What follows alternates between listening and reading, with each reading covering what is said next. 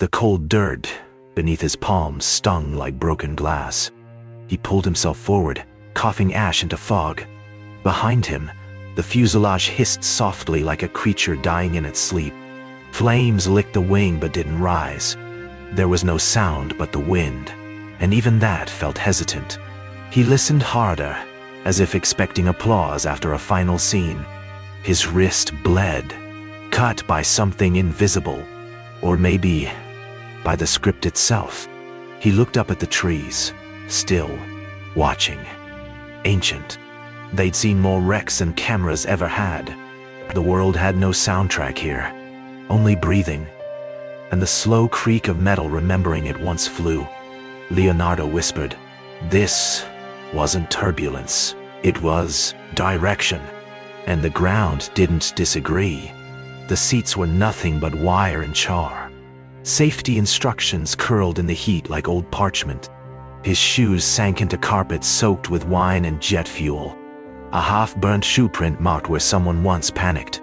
He picked up the script. The title page was gone. Only dialogue fragments remained. "You have no lines here," it read. He wasn't sure if it was the page or his mind. The cabin lights blinked once, then went dark for good. The silence returned like an old director calling, "Reset." Done. He clutched the script to his chest. The only direction left was survival. From the wingtip, the crash looked staged. Every piece of debris lay too precisely, like blocking on a set. He turned slowly, scanning the tree line. Not for help, for witnesses. The fog thickened around the edges of vision. Not mist, but memory refusing to form. His hands trembled, not from cold, but from the realization that maybe the scene had no reverse shot. Something in the woods was watching. Or worse, recording. He exhaled slowly. The breath hung in the air longer than it should. The watch had stopped, not broken, frozen. 2:19 a.m., etched in its glass like prophecy. He tapped the glass once. Nothing moved, not even his reflection. The chrome back showed his face fragmented. A man torn by rolls, rewritten by force. He checked the sun's position. It wasn't rising. It was holding. He whispered, "Time's not passing. It's looping." Yai. And the tick he expected never came. The engine emitted a low growl. Not fire, but breath. A dying beast, whispering its last lines. He crouched beside it, hand over the heat. It pulsed like a dying heart, slow and steady. The headset lay beside him, half melted, wires curling like veins. He picked it up. Static greeted him. Then his own voice, whispering words he never remembered saying. "Seen not found," it repeated. "Seen not found." He dropped it. It kept whispering. The air got colder. He stood slowly. The forest didn't move, but he swore it was listening. The pilot's logbook was still intact, mostly, but the last 6 pages had been torn clean, as if they'd never been written. He flipped through the entries with shaking hands. All routine, until the words simply stopped. Rain began to fall in cold, uneven drops. The ink began to bleed down the paper like someone trying to erase time. "Did we take off at all?" he whispered. "Or did the crash come first?" A single page tore loose and flew into the darkness. He didn't chase it. Some answers weren't meant to return. The manifest was mostly scorched, but his name was still there. Printed twice, side by side. He blinked, wiped the ash. The second name didn't vanish. No crew, no co-star, no assistants. Just 2 versions of him, boarding something that never intended to land. He whispered, "Double cast," and felt ridiculous for using film terms out here. But what else was this? A one-man production with no audience. He folded the paper and slid it into his jacket. He couldn't tell if he was keeping evidence or hiding it. The briefcase was buried under luggage debris, the only item clean of soot. It had a digital lock, still blinking. The tag read, VFX, Final. Nothing else. No studio, no company. He entered a date. His birthday. It opened with a click too soft to be mechanical. Inside, nothing but a drive. No label.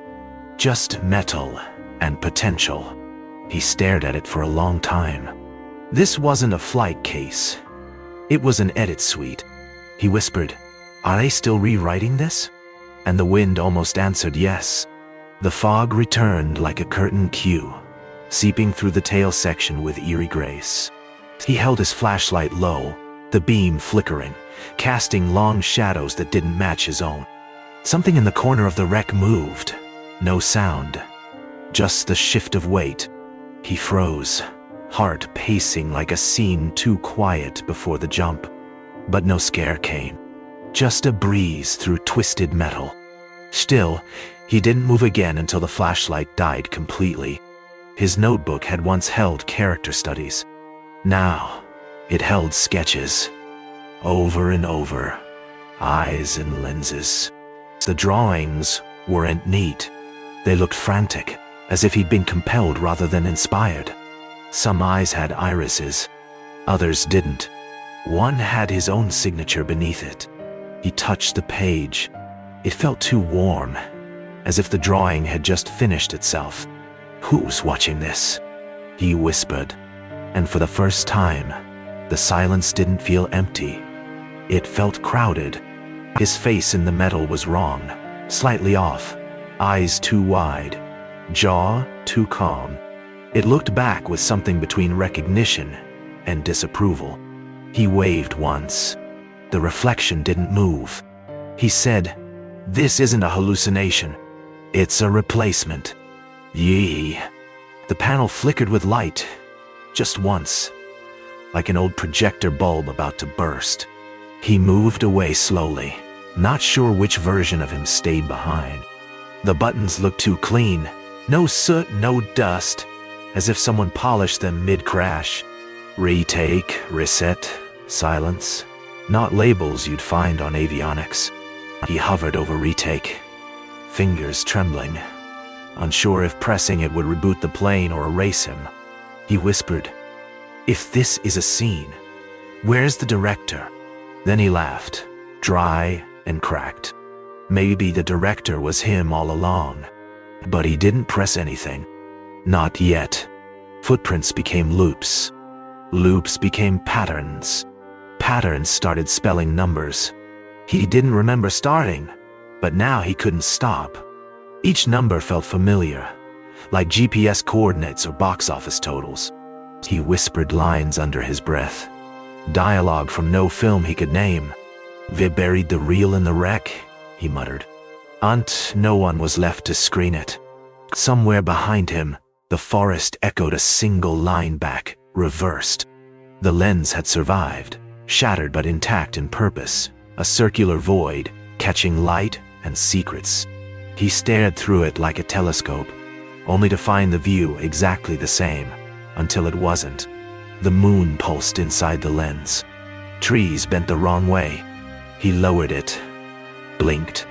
Normal. Raised it again. Skewed. This wasn't a camera lens. It was a filter. And someone, or something, was changing scenes while he watched. He lay back, breath slow. Recorder balanced on his chest like a confession waiting to be told. The red light blinked rhythmically. Steady. Then fast. Then back again. He hit play. A voice spoke. Not his. Not human. "Exit through the frame. Do not turn around." Uncharted. He sat up, frozen. No wind. No sound. And then, behind him, the wreck shifted by 1 inch without a noise. He climbed the highest point of the broken fuselage and spread his arms wide, as if he was addressing a silent audience he could no longer see. The sunrise didn't warm him.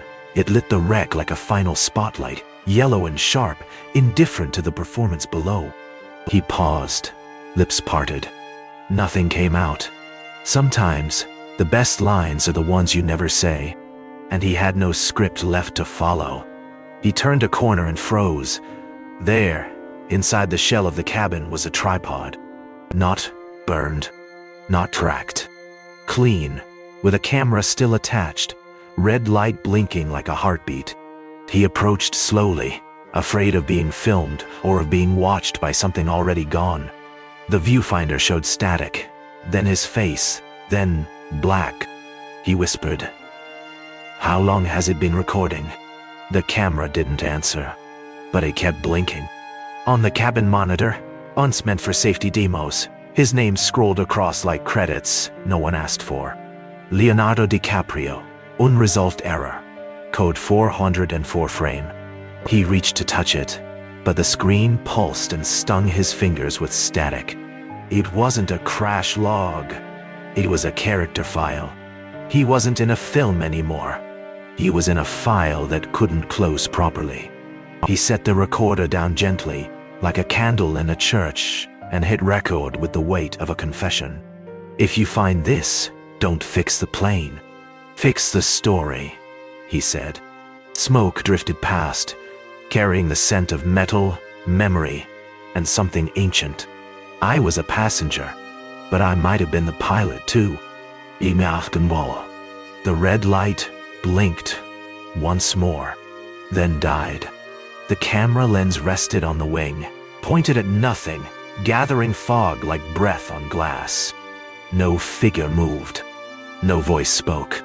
But somewhere, something was still recording. A bird finally landed on the wreck, chirped once, then left. And in the thickening fog, the last visible object was a single handwritten line on the metal. "Seen not found. Fade never. But he